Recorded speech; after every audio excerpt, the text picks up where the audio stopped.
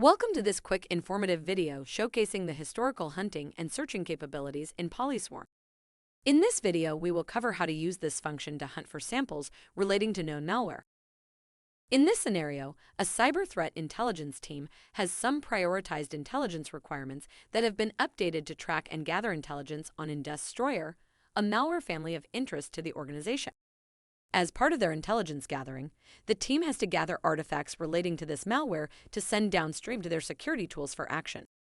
They will be using the historical hunting capability to look back and find samples in the past 90 days relating to this, and then will be searching for samples relating to a TTP used by Industoryer so that the organization can bolster their security posture.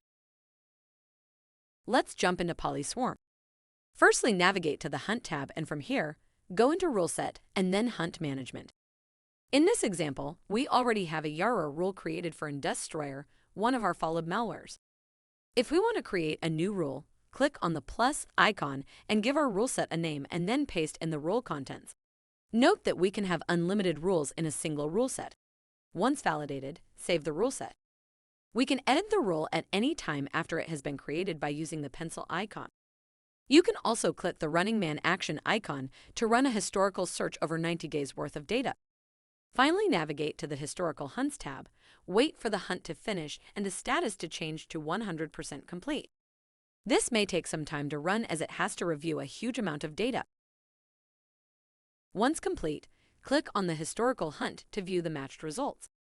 Now you will be shown all the matches for our Industoryer historical hunt, and we can download these, as you can see on screen, to operationalize them and add them to our PIR collection.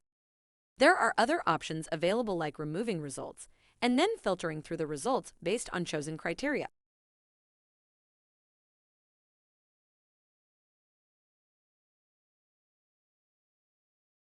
Clicking on the action button for each result will bring you to the scan summary page to review them.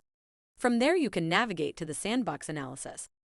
The last step uses PolySwarm to hunt for artifacts relating to a TTP that Industoryer is known to use, T1027. Let's jump into the search area and then metadata searching. Now paste in the command you can see on screen to search through the sandboxing metadata for artifacts relating to this TTP. When you press return, a search will run. You can then download all these samples as we have done with our hunt to further operationalize the intelligence and better protect your organization.